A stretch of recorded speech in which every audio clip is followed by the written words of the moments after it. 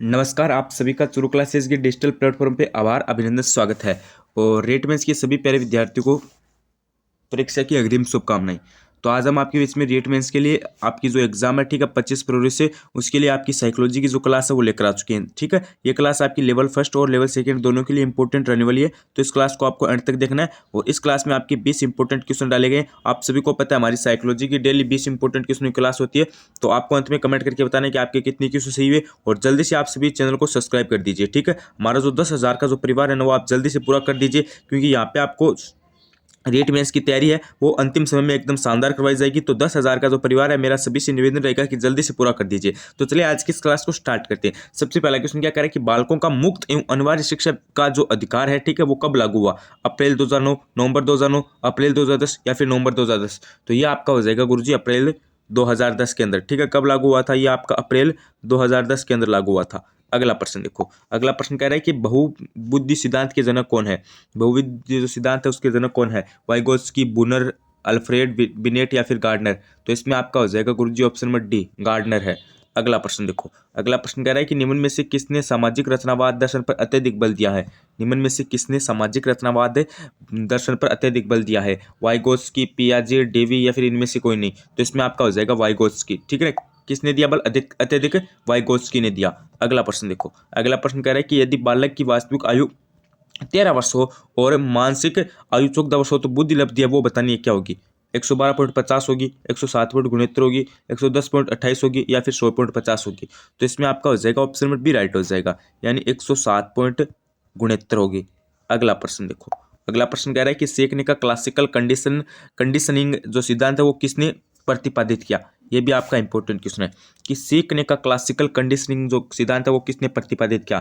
Skinner, पाउलोव, Thorndike या फिर Kohlberg? तो इसमें आपका हो जाएगा ऑप्शन नंबर बी, पाउलोव ने किया। किसने किया सीखने का क्लासिक जो कंडीशनिंग जो सिद्धांत है वो प्रतिपादित किसने किया?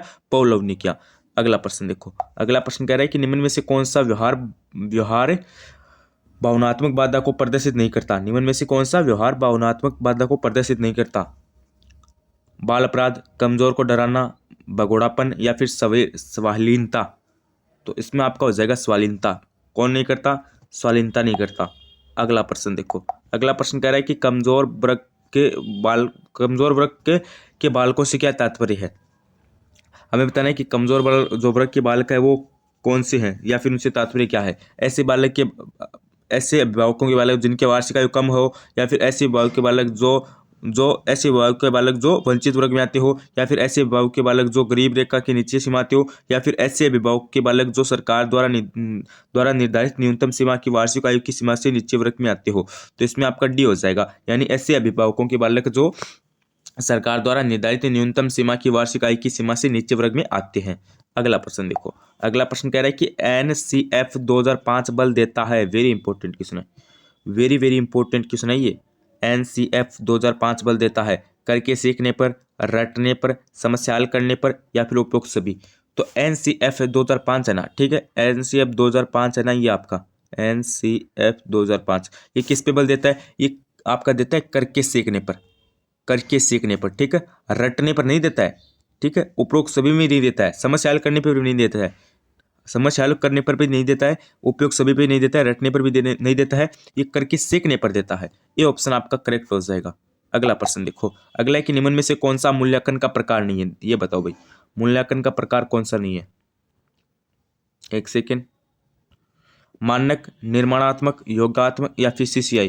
तो इसमें आपका हो जाएगा मानक।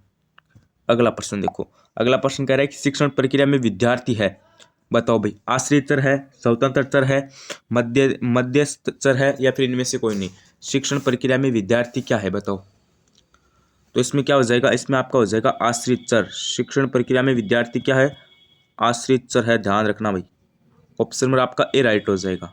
अगला प्रश्न देखो, अगला प्रश्न क्या करे? निम्न में से कौन सा मूल्यांकन के त्रिकोण का भाग नहीं है? निम्न में से कौन सा मूल्यांकन के त्रिकोण का भाग नहीं है? शैक्षिक उद्देश्य, मूल्यांकन, शिक्षण अनुभव या फिर अधिगम अनुभव?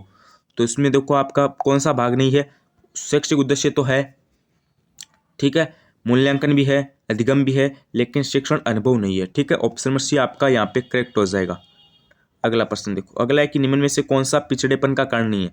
पिछड़ेपन का कारण बताओ भाई कौन सा नहीं है? सामान्य बुद्धि का अभाव, शारीरिक दोष, विशिष्ट पिछड़ापन या फिर स्वस्थ वातावरण। हमें क्या बताना है कि पिछड़ेपन का कारण कौन सा नहीं है। तो देखो इसमें सामान्य बुद्धि का अभाव ये तो है, शारीरिक दोष ये भी है, विशिष्ट पिछड़ापन ये भी है, स्वस्थ वातावरण ये आपका नहीं है। ठीक है, डी ऑप्शन को आप क्या कर दो, करेक्ट कर दो। अगला प्रश्न देखो, अगला प्रश्न है कि एक अधिगम विकलांगता जिसमें लिखावट में कठिनाई शामिल है वो क्या कहलाता है। ये देखो आपका डिसेबिलिटी से संबंधित क्वेश्चन है, लेकिन साइकोलॉजी में आपका आता है। डिसलेक्सिया कहलाता है, डिस्कैलकुलिया कहलाता है, डिस्ग्राफिया कहलाता है, फिर ज्ञान अभाव विकास कहलाता है। देखो जिसमें लिखावट संबंधी, मान लीजिए आपकी कोई भी बात आती है लिखावट संबंधी, तो उसमें हमेशा क्या आएगा, गिनती, लिखावट या फिर गणित से संबंधित कोई भी आपकी आएगी ना, उसमें क्या कहलाता है, उसमें आपका डिस्ग्राफिया कहलाता है। हमेशा याद रखना। ठीक है, अगला प्रश्न देखो, अगला प्रश्न है कि चिंतन मानसिक क्रिया का पहलू है, ज्ञानात्मक है, भावनात्मक है, क्रियात्मक है या फिर इनमें से कोई नहीं। तो इसमें आपका हो जाएगा ज्ञानात्मक है। क्या है, ज्ञानात्मक। अगला प्रश्न देखो, अगला प्रश्न क्या कर रहा है कि चिंतन प्रारंभ होने के लिए क्या आवश्यक है। ये बताओ भाई, चिंतन है ना वो प्रारंभ होने के लिए क्या आवश्यक है, बादशाह है, तर्क है, समस्या है या फिर इनमें से कोई नहीं। तो 15 में आपका क्या हो जाएगा, ऑप्शन नंबर सी हो जाएगा। चिंतन प्रारंभ होने के लिए क्या आवश्यक है, समस्या। ध्यान रखना, समस्या है। अगला प्रश्न देखो, अगला प्रश्न कह रहा है कि आरटीए एक्ट 2009 के अनुसार शिक्षक हेतु प्रति सप्ताह का कार्य घंटे जो है वो कितना है। हमें बताना है कि आरटीए एक्ट 2009 के तहत, ठीक है, 2009 के अनुसार शिक्षक हेतु प्रति माह सप्ताह का कार्य घंटा कितना दिवस है। 40 घंटा है, 42 घंटा है, 45 घंटा है या फिर 48 घंटा है। तो इसमें आपका हो जाएगा गुरुजी ऑप्शन नंबर सी, यानी 45 घंटा है। ठीक है, कार्य दिवस कितना है या फिर कार्य कितना है प्रति सप्ताह में, 45 घंटा। अगला प्रश्न देखो, अगला प्रश्न कह रहा है कि तर्क, जिज्ञासा तथा निरीक्षण शक्ति का विकास होता है कितनी आयु पर होता है। हमें बताना है कि तर्क, जिज्ञासा तथा निरीक्षण शक्ति का विकास होता है कितनी आयु पर, 7 वर्ष, 11 वर्ष, 9 वर्ष, 6 वर्ष। तो इसमें आपका हो जाएगा 11 वर्ष। कितनी आयु पे होता है, 11 वर्ष पे होता है। अगला प्रश्न देखो, अगला प्रश्न कह रहा है कि आरटीए अधिनियम 2009 के किस आयोग, आरटीए अधिनियम 2009 के किस आयोग के समय बालकों के लिए है, बताओ भाई। हाँ, आरटीए अधिनियम 2009 किस आयोग के बालकों के लिए है, हमें ये बताना है। 5 से 12, 12 से 18, 17 से 15 या फिर 6 से 14। तो ये आपका किसके लिए हो जाएगा, ये आपका हो जाएगा 6 से 14 वाले बालकों के लिए। ठीक है, 6 से 14 वर्ष वाले बालकों के लिए है। अगला प्रश्न देखो, अगला है कि रेमंड पटेल द्वारा व्यक्तित्व कारक प्रस्तावित किए गए हैं, बताओ। 5, 14, 16 या फिर 8। तो इसमें क्या हो जाएगा, इसमें आपका हो जाएगा ऑप्शन नंबर सी, 16 किए गए हैं। कितने किए गए हैं, 16। अगला प्रश्न देखो, अगला प्रश्न कह रहा है, और आज का लास्ट प्रश्न क्या कह रहा है कि निम्नलिखित में से कौन सा दैहिक अधिकारक नहीं है। निम्नलिखित में से कौन सा दैहिक अधिकारक नहीं है, उपलब्धि, भूख, प्यास, नींद। देखो इसमें आपका नींद, प्यास, भूख, उपलब्ध, ये तीनों है ना, ये तो आपकी दैहिक अभिप्रेरक है। ठीक है, और ये उपलब्धि है, ये आपका नहीं है। ठीक है, उपलब्धि आपका नहीं है, यानी ए ऑप्शन हो जाएगा। और आपके जो तीनों है ना, 1, 2, 3, ये तो क्या है, ठीक है, और उपलब्धि क्या आपका नहीं है। ठीक है, तो ये तो आज के हमारे 20 से इम्पोर्टेंट क्वेश्चन थे। अभी मेरी बात ध्यान से सुनिए। अभी मुझे ये बताइए पहले आप कि आपको क्लास कैसी लगी। मुझे पहले कमेंट करके आप ये बताइए कि आपको क्लास कैसी लगी।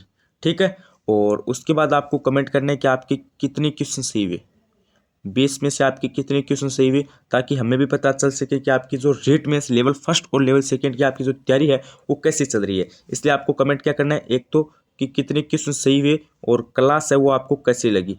और अभी भी आप चैनल पर पहली बार विजिट करो या फिर आपने अभी तक चैनल शुरू क्लासेस को सब्सक्राइब नहीं कर रखा है, तो मेरा सभी से निवेदन रहेगा कि प्लीज़ आप सभी चैनल को सब्सक्राइब कर लीजिए, क्योंकि यहाँ पे आपको इंपॉर्टेंट क्वेश्चन मिल रही है, इंपॉर्टेंट क्लास मिल रही है, और करंट अफेयर की मिल रही है, साइकोलॉजी क्लास मिल रही है, मॉडल पेपर मिल रहा है, सभी सब्जेक्ट की क्लास मिल रही है। और एग्जाम से पहले आपको इतिहास, एक तो आपका इतिहास है, एक आपका भूगोल है, ठीक है, भूगोल, एक आपका कला संस्कृति। कौन सी संस्कृति, कला संस्कृति, इन सभी का रिवीजन करवा दिया जाएगा।